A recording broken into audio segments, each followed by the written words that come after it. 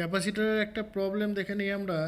দেখো কি বলা হচ্ছে যে চিত্রের বর্তনীতে ব্যবহৃত ব্যাটারির তড়িৎচালক বল 100 ভোল্ট স্থিরাবস্থায় বর্তনীর এ ও বি এর মধ্যে এবং বি ও সি এর মধ্যে বিভব প্রভেদের মান নির্ণয় করো। ঠিক আছে, অর্থাৎ ব্যাটারির যে ইএমএফ তড়িৎচালক বল সেটা হচ্ছে 100 ভোল্ট, সেটা নিচে দেওয়া আছে দেখো। আর কি চেয়েছে না তো এ ও বি এর মধ্যে এবং বি ও সি এর মধ্যে। এ নিচে, বি একদম টপে মাঝখানে আছে, এই এ ও বি এর মধ্যে এবং বি ও সি এর মধ্যে পোটেনশিয়াল ডিফারেন্সের মান নির্ণয় করতে হবে। ঠিক আছে, এটা একটা বিশেষ টাইপের প্রবলেম। এই জাতীয় প্রবলেমের তোমার যে ক্যাপাসিটারগুলো আছে, এখানে মোট 5টা ক্যাপাসিটার আছে দেখো, 1 2 3 4 5, 5টা মোট ক্যাপাসিটার আছে। এই ক্যাপাসিটারগুলোর ইকুইভ্যালেন্ট ক্যাপাসিট্যান্স বার করার কোনো দরকার হয় না। ঠিক আছে, অর্থাৎ তুল্য ধারকত্ব বার করার প্রয়োজন নেই এখানে। যেটা করতে হয় দেখো কি চেয়েছে, এ ও বি এর মধ্যে পোটেনশিয়াল ডিফারেন্স কত এবং বি ও সি এর মধ্যে পোটেনশিয়াল ডিফারেন্স কত। ঠিক আছে, এখানে যেটা করতে হয় সেটা হচ্ছে কি না তো চার্জ ডিস্ট্রিবিউশন করতে হয়। অর্থাৎ বিভিন্ন ক্যাপাসিটরের মধ্যে তার দুই প্লেটে যে চার্জগুলো জমা হয়েছে সেইগুলো আমাদের ঠিকঠাকভাবে নির্ণয় করতে হয়। ঠিক আছে, এবার এই চার্জ ডিস্ট্রিবিউশন থেকে আমরা ইকুয়েশন ড্র করব এবং সেই ইকুয়েশন থেকেই আমরা অ্যান্সারটা বার করতে পারবো। ওকে, তো এখন তোমার এই ক্যাপাসিটারের যে কম্বিনেশন আছে সেখানে দেখো, এখানে একটা ডিসি ব্যাটারি আছে। ঠিক আছে, প্লাস মাইনাস 3টে সেল দিয়ে একটা ডিসি ব্যাটারি তৈরি হয়েছে 100 ভোল্টের। এই 100 ভোল্টের ডিসি ব্যাটারি কি করছে না তো ক্যাপাসিটারগুলোকে চার্জ করেছে। ঠিক আছে, চার্জ করে রেখেছে, সাম্যাবস্থায় আছে। সাম্যাবস্থায় থাকা মানে এই ক্যাপাসিটারের মধ্যে দিয়ে কোনো কারেন্ট যাচ্ছে না। অ্যাকচুয়ালি এই ডিসি সার্কিটে তোমার ক্যাপাসিটারগুলো সবসময় কারেন্ট ব্লকার হিসাবে কাজ করে। ঠিক আছে, অর্থাৎ এখান থেকে যদি কারেন্ট যেত তাহলে এখানে গিয়ে সে দুটো ভাগে ভাগ হতো, একটা এইদিকে একটা এইদিকে। ঠিক আছে, এইখান থেকে তোমার যে কারেন্টটা যেত, সেই চার্জগুলো যেত, সেই চার্জগুলো কী হতো না তো ক্যাপাসিটার এই প্লেটে জমা হয়ে যেত। এই চার্জ বোঝা গেল, এই চার্জগুলো কখনোই এই প্লেট থেকে এই প্লেটে যেতে পারতো না। কারণ কি, এখানে তোমার পরিবাহী নেই, এখানে কি আছে না তো পরাবৈদ্যুতিক মাধ্যম আছে, ডাইইলেকট্রিক মিডিয়াম রয়েছে। ডাইইলেকট্রিক মিডিয়াম হচ্ছে কি না তো কুপরিবাহী পদার্থ। ঠিক আছে, এখানে বায়ু থাকতে পারে, কাঁচ থাকতে পারে, প্যারাফিন থাকতে পারে, এরা কেউই তড়িতের পরিবহন করে না। সেই জন্য এখান থেকে যে আধানগুলো সাপ্লাই হতো তারা কি হতো না তো এখানে গিয়ে জমা হতো। ঠিক আছে, আবার এখান থেকে যে আধানগুলো যেত তারা এখানে গিয়ে আবার দুটো ভাগে ভাগ হতো, দিয়ে এখানে গিয়ে জমা হবে, এখানে গিয়ে জমা হবে। ঠিক আছে, বা এখান থেকে যদি নেগেটিভ আধান সাপ্লাই হয় তাহলে কি হবে, এখানে এসে তারা দুটো ভাগে ভাগ হবে, একটা এদিকে একটা এদিকে। এখানে এসে আবার দুটো ভাগে ভাগ হবে, একটা এদিকে একটা এদিকে। কিন্তু এই ক্যাপাসিটার পর্যন্তই তারা যাবে, তারপর আর তারা যেতে পারবে না। এখানে এসে তারা জমা হতে শুরু করবে, জমা হয়ে ক্যাপাসিটারগুলো কি হবে, প্রত্যেকটা ক্যাপাসিটার ফুললি চার্জড হয়ে যাবে। বোঝা গেল, এই ক্যাপাসিটার এই ক্যাপাসিটার এই ক্যাপাসিটারের এই প্রান্ত এই প্রান্ত এবং এই প্রান্তগুলো ধনাত্মক আধান দ্বারা ফুললি চার্জড হবে, অপর প্রান্তগুলোর ঋণাত্মক আধান থাকবে। আবার এই ক্যাপাসিটারের গুলোর এই প্রান্ত এই প্রান্ত এবং এই প্রান্ত এগুলো কি হবে, ঋণাত্মক আধান দ্বারা ফুললি চার্জড হবে এবং অপর প্রান্তগুলো পজিটিভ আধান পাবে। বোঝা গেল, তাহলে এখন এই ফুললি চার্জড অবস্থায় ক্যাপাসিটারের মধ্যে দিয়ে কোনো তড়িৎ প্রবাহ যায় না। এবার তড়িৎ প্রবাহ যদি না যায় তাহলে কি হবে না তো এই যে রোধগুলো আছে রেজিস্ট্যান্স 20 ওহম আর 10 ওহম, এই রেজিস্ট্যান্সের এগেনস্টে কোনো পোটেনশিয়াল ড্রপ হবে না, কোনো বিভব পতন হবে না। কারণ কি, তোমরা জানো V is equal two Ohm's law অনুযায়ী আইআর, তাই না? তখন আই যদি 0 হয়, সার্কিটে কারেন্টটি যদি না থাকে, তাহলে আর যাই হোক না কেন ভি এর মান কত হবে, 0 হবে। কাছাকাছি সার্কিটের মধ্যে দিয়ে কোনো যদি প্রবাহ মাত্রা না যায় তাহলে এই রেজিস্ট্যান্স এবং এই রেজিস্ট্যান্স, এই দুটো রেজিস্ট্যান্সের মধ্যে কোনো পোটেনশিয়াল ড্রপ হবে না। ওকে, বেশ। আর একটা কথা তোমরা জানো, তার একবার বলে রাখি, এই যে লাইনগুলো দেখছো এরা কি, এরা হচ্ছে কানেক্টিং ওয়্যার, হ্যাঁ, পরিবাহী তার। এই পরিবাহী তারে আইডিয়াল কেসে আমরা কি বলি, এটা তো কোনো রোধ নেই, ওকে। সেই জন্য এরাও কোনো পোটেনশিয়াল ড্রপ করে না, এরাও কোনো পোটেনশিয়াল ড্রপ করবে না। সেই জন্য আমরা বলতে পারি যে এই প্রান্তের যা পোটেনশিয়াল হবে এই প্রান্তেরও তাই পোটেনশিয়াল হবে, কারণ কি এটা পরিবাহী তার, কোনো রোধ নেই। এই প্রান্তেরও তাই পোটেনশিয়াল হবে, কারণ কি রোধ থাকলেও I0 হওয়ার জন্য ভি এখানে আটকে পড়েনি, তাই না, এখানে ড্রপ হয়নি ভি, এখানকার ভিও যায়, এখানকার ভিও তাই। ব্যাস, এই প্রান্তের পোটেনশিয়ালও তাই হবে, এই প্রান্তের পোটেনশিয়ালও তাই হবে, এই প্রান্তের পোটেনশিয়ালও তাই হবে, এইগুলোর পোটেনশিয়ালও তাই হবে। অর্থাৎ এই বিন্দুর পোটেনশিয়াল যা, যদি এই বিন্দুর পোটেনশিয়াল 100 ভোল্ট হয়, তাহলে এইগুলোর পোটেনশিয়াল প্রত্যেকেরই কি হবে, 100 ভোল্ট 100 ভোল্ট 100 ভোল্ট করে থাকবে, ওকে। সিমিলারলি এই বিন্দুর পোটেনশিয়াল যা হবে, এইগুলোর পোটেনশিয়ালও তাই হবে, ওকে। সুতরাং সার্কিটে যেহেতু কারেন্ট যাচ্ছে না, সেই জন্য রোধগুলো অকার্যকর অবস্থায় থাকার জন্য আমরা ক্যালকুলেশনে রোধগুলোকে ধরবই না, কোনো ক্যালকুলেশনে রোধকে আমাদের কোনো প্রয়োজন নেই, ওকে, বোঝা গেল। তাহলে এই কথাটা একটু ছোট করে আমাদের লিখতে হবে প্রবলেমটা সলভ করার সময়, যে রোধের এখানে যে কোনো ভূমিকা নেই সেটা আমাদের একটু লিখতে হবে, লিখে নিই। সুতরাং কি লিখলাম, সাম্যাবস্থায় সার্কিটের মধ্যে দিয়ে কোনো তড়িৎ প্রবাহ না হওয়ায় 20 ওহম এবং 10 ওহম রোধ দুটির দুই প্রান্তের মধ্যে বিভব পতন শূন্য হয়, V = IR = 0। সুতরাং সার্কিটে রোধগুলি অকার্যকর অবস্থায় থাকে, ঠিক আছে। এই কথাটা একটু লিখতে হবে। এখন সার্কিটে ক্যাপাসিটারগুলোতে যে আধান বন্টন হবে, সেই আধান বন্টনটা আমরা একটু দেখে নিই। দেখো, C1 এবং C2 ক্যাপাসিটারের দুই প্রান্ত কোথায় কোথায় আটকানো আছে। দেখো, C1 ক্যাপাসিটারের এই প্রান্তটা বি এর সঙ্গে আটকানো আছে, এই প্রান্তটাও বি এর সঙ্গে আটকানো আছে, অর্থাৎ বি বিন্দুর পোটেনশিয়ালও যায়, বিন্দুর পোটেনশিয়ালও তাই, কারণ কি এরা কানেক্টিং ওয়্যার, তাই না, এরা সংযুক্ত অবস্থায় আছে। বেশ, তাহলে C1 এবং C2 ক্যাপাসিটারের দুটো প্রান্ত একটি বিন্দুর সঙ্গে যুক্ত, ওকে। কাজেই C1 এবং C2 ক্যাপাসিটারের এই প্লেট এবং এই প্লেট একই পোটেনশিয়াল পাচ্ছে, ওকে। অপর প্রান্তটা কোথায় যুক্ত আছে দেখি, C1 এর অপর প্রান্ত কোথায় যুক্ত, এর সঙ্গে যুক্ত, কারণ এদের পোটেনশিয়াল সব সমান, ওকে। আবার C2 অপর প্রান্ত কার সঙ্গে যুক্ত, এর সঙ্গে যুক্ত, ঠিক আছে। কাজেই C2 এবং C1, ঠিক আছে, C2 এবং C1 এই দুটো ক্যাপাসিটারের এই প্লেটটা এবং এই প্লেটটা কি না, তো দুটোই এ বিন্দুর সঙ্গে যুক্ত, তাই না। কাজে C1 এবং C2 ক্যাপাসিটার দুয়ের দুই প্রান্তের পোটেনশিয়াল ডিফারেন্স সমান হলো, ঠিক আছে, বুঝতে পারছো তো। দেখো, আধানের সঞ্চয়ের ফর্মুলা কি, Q = CV। এখন C1 ক্যাপাসিটারের ক্যাপাসিট্যান্স কত, 3 মাইক্রোফ্যারাড, C2 এর ক্যাপাসিট্যান্স কত, 3 মাইক্রোফ্যারাড, কাজেই সিটা সমান, ঠিক আছে। আবার দেখো, C1 ক্যাপাসিটারও যে পোটেনশিয়াল ডিফারেন্সের আন্ডারে আছে, C2 ক্যাপাসিটারও সেই একই পোটেনশিয়াল ডিফারেন্সের আন্ডারে আছে, তাই না, বুঝতে পারলে তো। তাহলে এদের ভিও সমান, কাজে কি হবে, এরা একই পরিমাণ আধান সঞ্চয় করবে, ঠিক আছে। মনে করি C1 Q1 পরিমাণ আধান সঞ্চয় করবে এবং C2ও Q1 পরিমাণ আধান সঞ্চয় করবে। তাহলে এখান থেকে কোন আধান সাপ্লাই হয়েছে, ধনাত্মক আধান, তাহলে এখানে লিখলাম +Q1, আর এখানে ধনাত্মক আধান সাপ্লাই হয়ে এখানেও +Q1ই জমা হবে, ঠিক আছে। তাহলে C1 এর অপর প্রান্তে -Q1, C2 এর অপর প্রান্তে -Q1 আধান এখানে জমা হবে, বুঝতে পারছো তো।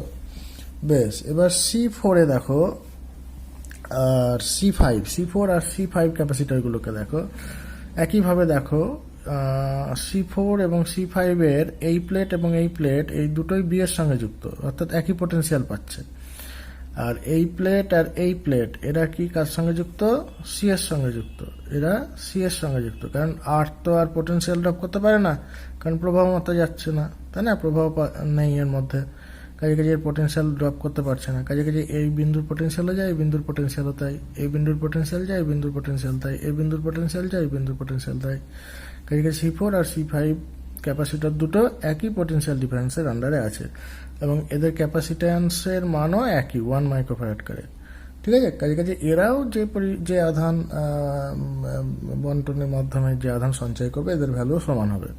এখান থেকে কোন ধরনের আধান সাপ্লাই হচ্ছে? মাইনাস। তাহলে এখানে মনে করলাম -Q2 আধান জমা হলো, তাহলে এখানেও আমাদের C5এও -Q2 আধান জমা হবে। তাহলে এর অপোজিট প্রান্তে +Q2 আধান জমা হবে, এর অপোজিট প্রান্তে +Q2 আধান জমা হবে। ঠিক আছে, আচ্ছা C3তেও আমরা আধান বন্টনটা লিখে রাখি। এটা প্লাস, মানে এদিকে প্লাস, এখানে +Q3 আধান জমা হলো মনে করলাম, এখানে -Q3 আধান জমা হলো মনে করলাম। ঠিক আছে, এখন ব্যাটারি কানেকশনের আগে দেখো এই বি বিন্দুকে কেন্দ্র করে, অর্থাৎ বি বিন্দুর সঙ্গে সংলগ্ন অবস্থায় যে ক্যাপাসিটরগুলো আছে, ঠিক আছে, কে কে আছে? C1 আছে, C2 আছে, তারপরে কি C5 আছে, C4 আছে। এই ক্যাপাসিটরগুলোর এই প্লেটে কোনো আধান ছিল না, ছিল আগে ছিল না। কাজে কাজেই এই অঞ্চলে টোটাল আধানের পরিমাণ কত ছিল না? তো 0 ছিল। ঠিক আছে, এখন এখানে সার্কিটকে আমরা যখন বায়াসিং করলাম, ক্যাপাসিটর যখন চার্জড হলো, তখন কি হয়েছে না? তো আধানগুলো বন্টিত হয়ে গেছে, তাই না? বিভিন্ন ক্যাপাসিটার প্লেট বিভিন্ন রকম আধান পেয়েছে, কেউ প্লাস পেয়েছে, এগুলো মাইনাস পেয়েছে, তো এগুলো প্লাস পেয়েছে। তো আধান তো নতুন করে এখানে জন্মায়নি, তাই না? বা আধান এখান থেকে চলেও যায়নি কোথাও। ঠিক আছে, অর্থাৎ আধানের সংরক্ষণ নীতি অনুযায়ী আমরা কি বলবো? আগেও যা আধানের মান ছিল এখনো আধানের মান একই হবে। ওকে, তাহলে আমরা লিখে ফেলি যে বি বিন্দুতে আধানের সংরক্ষণ নীতি অনুযায়ী কি লিখলাম? বি বিন্দুতে আধানের সংরক্ষণ নীতি অনুযায়ী দেখো বি বিন্দুর আশপাশে কি কি আধান আছে। এখানে -Q1, এখানে +Q2, এখানে +Q2, তাহলে এদের সমষ্টি 0। তাহলে লিখে ফেলি আমরা যে -Q1 plus Q2 +Q2 = 0। Therefore -2Q1 + 2Q2 = 0। Therefore Q1 সমান Q2 সমান Q ধরি। তাহলে এবার দেখো যে VAB, হ্যাঁ লিখি আমরা VAB। অ্যাকচুয়ালি কি VAB মানে? VAB মানে হচ্ছে এ বিন্দু আর এই বি বিন্দু এদের মধ্যে যে পোটেনশিয়ালের পার্থক্য। ঠিক আছে, এখন এই বিন্দুর পোটেনশিয়ালও যা এই বিন্দুর পোটেনশিয়ালও তাই, কাজে কাজে এই বিন্দু আর এই বিন্দুর মধ্যে পোটেনশিয়াল যা হবে সেটাই হচ্ছে কি না? তো VAB। তো এই পোটেনশিয়ালটাকে আমরা মনে করলাম V1। ঠিক আছে, এই পোটেনশিয়ালটার নাম দিলাম V1। তাহলে VAB মানে হচ্ছে ধরলাম আমরা V1, হলো? বেশ, V1 সমান কি? দেখো V1 সমান হচ্ছে, দেখো এই ক্যাপাসিটরটা কি না? তো C1, কাজে C1 ক্যাপাসিটরের দুই প্রান্তের মধ্যে পোটেনশিয়াল ডিফারেন্স, তাই না? C1 ক্যাপাসিটর দুই প্রান্ত কোনটা? এটা আর এটা, এদের মধ্যে পোটেনশিয়াল ডিফারেন্স কত হবে? এই দুই বিন্দুর মধ্যে পোটেনশিয়াল ডিফারেন্স। এখন বি বিন্দু আর এই বিন্দু তো কানেক্টেড, কাজে কাজে এদের পোটেনশিয়াল তো একই। ঠিক আছে, কাজে কাজে C1 ক্যাপাসিটরের দুই প্রান্তের মধ্যে পোটেনশিয়াল ডিফারেন্স কি হবে? V1ই হবে। তাহলে লিখে ফেললাম আমরা এখানে কি লিখলাম? C1 এর দুই প্রান্তের মধ্যে বিভব পার্থক্য = তোমরা জানো যে Q = CV, এই ফর্মুলা থেকে জানো V সমান কি লিখতে পারি? Q/C। তাহলে C1 এ আধান কত জমা হয়েছে? আধান জমা হয়েছে দেখো Q1 মানে আমি কি প্রমাণ করেছি? Q1 মানে প্রমাণ করেছি আমরা Q। তাহলে Q/C1, তাহলে লিখে ফেলি Q/C1। ওকে, বেশ। আর VBC মানে ধরলাম V2। VBC মানে দেখো অ্যাকচুয়ালি বি থেকে সি বিন্দুর মধ্যে যে বিভব পার্থক্য হয়েছে সেটাই হচ্ছে ভিবিসি। এখন সি বিন্দুর পোটেনশিয়ালও যা, এই বিন্দুর পোটেনশিয়ালও তাই, কারণ কি এ কোনো পোটেনশিয়াল ড্রপ করেনি, ঠিক আছে। কাজে কাজে ভিবিসি মানে হচ্ছে কি বি বিন্দু এবং এই বিন্দুর মধ্যে পোটেনশিয়াল যা হবে তাই। বি বিন্দু এবং এই বিন্দুর মধ্যে পোটেনশিয়াল মনে করলাম হয়েছে V2, ঠিক আছে। তাহলে আমরা এটাকে লিখলাম V2। V2 মানে দেখো, V2 মানে হচ্ছে C4 যে ক্যাপাসিটার আছে তার দুই প্রান্তের পোটেনশিয়াল ডিফারেন্স, তাই না? বুঝতে পারছো তো? কারণ C4 এর দুই প্রান্তের পোটেনশিয়াল ডিফারেন্স কোনটা হবে? এই দুই বিন্দুর মধ্যে পোটেনশিয়াল ডিফারেন্স। এখন এই বিন্দুর পোটেনশিয়াল এই বিন্দুর পোটেনশিয়াল একই, কারণ কি এরা কানেক্টেড। অ্যাকচুয়ালি কি না, তো V2 কি দাঁড়িয়ে গেল যে এই C4 ক্যাপাসিটারের দুই বিন্দুর মধ্যে পোটেনশিয়াল ডিফারেন্স। তাহলে আমরা লিখে রাখি সমান সমান C4 এর দুই প্রান্তের মধ্যে বিভব পার্থক্য ইজ ইকুয়াল টু, কি লিখবো, C4 এর তোমার কত আধান জমা হয়েছে, দেখো C4 এ আধান জমা হয়েছে আমার Q2, তাই না? Q2 মানে কি ধরা হয়েছে, কি প্রমাণ করা হয়েছে, Q2 মানে Q প্রমাণ করা হয়েছে। তাহলে Q বাই C4 আমরা লিখবো Q বাই C4। ওকে, বোঝা গেল? বেশ, এটাকে 1 নম্বর ইকুয়েশন দিয়ে রাখো, এটাকে 2 নম্বর ইকুয়েশন দিয়ে রাখো, ঠিক আছে। আবার V1 plus V2 is equal two কত হবে? V1 প্লাস V2, দেখো V1 মানে কোনটা, V1 মানে হচ্ছে এইটুকু, আর V2 মানে কি, V2 মানে হচ্ছে এইটুকু, অর্থাৎ এইটুকুর মধ্যে পোটেনশিয়াল ডিফারেন্স আর এইটুকুর মধ্যে পোটেনশিয়াল ডিফারেন্স, তাই না? তাহলে V1 প্লাস V2 মানে কি এই দুই প্রান্তের মধ্যে পোটেনশিয়াল ডিফারেন্স। ওকে, তাহলে V1 প্লাস V2 মানে হচ্ছে এই বিন্দু আর এই বিন্দুর মধ্যে পোটেনশিয়াল ডিফারেন্স, ঠিক আছে। এখন এই বিন্দু কানেক্টেড এই বিন্দুর সঙ্গে, আবার এই বিন্দু কানেক্টেড এই বিন্দুর সঙ্গে, এ তো কোনো পোটেনশিয়াল ড্রপ করছে না, ঠিক আছে। তাহলে অ্যাকচুয়ালি কি দাঁড়িয়ে গেল, V1 প্লাস V2 মানে হচ্ছে এই দুই বিন্দুর মধ্যে পোটেনশিয়াল ডিফারেন্স। ওকে, এখন এই বিন্দুর পোটেনশিয়াল যা হবে এই বিন্দুর পোটেনশিয়ালও তাই হবে, কারণ তো এ পোটেনশিয়াল ড্রপ করছে না, ঠিক আছে। তাহলে কি দাঁড়িয়ে গেল, V1 প্লাস V2 মানে হচ্ছে এই দুই বিন্দুর মধ্যে পোটেনশিয়াল ডিফারেন্স, মানে ব্যাটারির দুই মেরুর মধ্যে পোটেনশিয়াল ডিফারেন্স মানে 100 ভোল্ট। ওকে, তাহলে আমরা লিখি V1 plus V2 is equal to 100 volt, 100। ওকে, और এবার V1 এর ভ্যালু কত পেয়েছো 1 নম্বর থেকে দেখো, Q বাই C1, তাহলে লিখি Q by C1 plus V2 মানে কি Q by C4 is equal to 100, और Q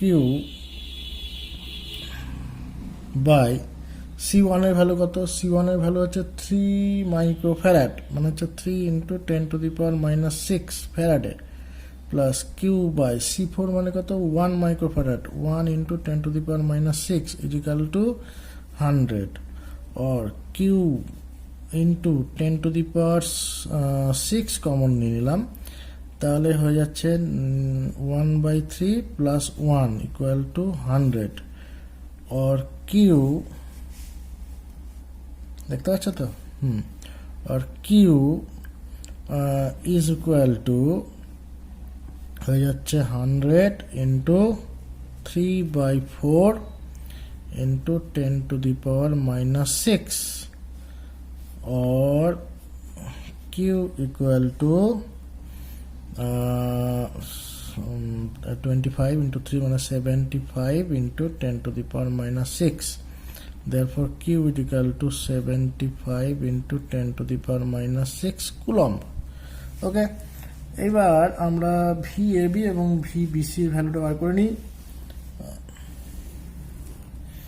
therefore VAB মানেই হচ্ছে আমাদের কি না, তো V1 বেস V1 মানেই হচ্ছে আমাদের কি বলো Q বাই C1, Q এর ভ্যালু কত পেলাম আমরা 75 into 10 to the power -6 by C1 এর ভ্যালু হচ্ছে 3 ইন্টু 10 টু দি পাওয়ার -6 और VAB is equal to 25. Therefore VAB is equal to 25 volt. Okay.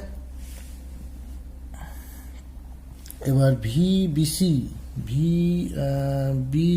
মানে হচ্ছে V2 মানে হচ্ছে Q বাই C4, তাই না? দেখো V2 সমান কি পেয়েছিল, দেখো Q বাই C4, তাই লিখি Q by C4 is equal to Q মানে হচ্ছে কত না, তো 75 into 10 to the power -6 by C4 এর ভ্যালু হচ্ছে 1 ইন্টু 10 টু দি পাওয়ার -6, ঠিক আছে, is equal to 75. Therefore VBC is equal to 75 volt. Okay.